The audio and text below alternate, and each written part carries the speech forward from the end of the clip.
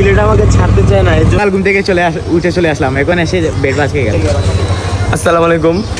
আমি মেনলি এমনও দিন গেছে যে কি ঘুমের জন্য পরীক্ষা দিনেই, একদম পরীক্ষা দিনে আরও অনেক কিছু মিস করছি ঘুমের জন্য। ঘুম ভাঙি নাই, মানে নষ্ট করি নাই, বাট অনেক কাজ ফেলাইছি। তা এখন হয়েছে কি ঘুম টুম ফেলে ট্রেনের টিকিট কাটছিলাম আজকে সকাল 10টায়, 7টার দিকে বের হইতে হয়েছে। মানে ওই যে গ্রামে ছিলাম সিলেটে, তো ওখান থেকে 2 ঘন্টা লাগছে আসতে। এসে অপেক্ষা করতে করতে এই যে আমার সাথে আদিবার আমি দুজন আসছি, ঠিক আছে। সকাল ঘুম থেকে তুমি একটু বলো তো কি হয়েছে? এত সকাল ঘুম থেকে উঠে চলে আসলাম, এখন এসে বেড বাজকে গেলাম। ব্যাড বাসটা বলতে গেলে এখন মানে মেসেজ আসছে, এখন অনেকজন মেসেজ পায় নাই। মেসেজ আসছে ট্রেন নাকি এখন ছাড়বে না আবহাওয়ার কারণে, তো বলতেছে নাকি 1:30টার দিকে ছাড়বে। তার মানে কতক্ষণ ডিস্টেন্স, কি সুন্দর ভাবছিলাম উঠে এখন ঘুম দিব, প্যারা লাগতেছে। এখন মানুষজনেই দেখেন এখনও জানেও না ওরা কেউ, যারা আসছে সবাই যার যার মতন এখানে।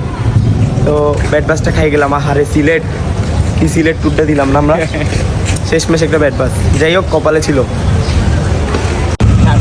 গাইস সিলেট আমাকে ছাড়তে চায় না, এর জন্য এখন আবার ব্যাক করে ওর বাসায় যাচ্ছি, ওর বাসা সিলেটে, তো আবার বাসায় যাচ্ছি। সিলেট আমাকে ছাড়তে চাচ্ছে না, এর জন্য আমি বলতেছি যে বাধা দিচ্ছে বারবার। বিবাহ করে নিন সিলেটে। সিলেটে একটা শ্বশুর বাড়ি বানাইছে। সিলেটে ফুটি দেখি ভাইয়া বিবাহ করে নিবেন। ও সিলেট আমাকে ছাড়তে চায় না, এখন ওর বাসায় যাচ্ছি।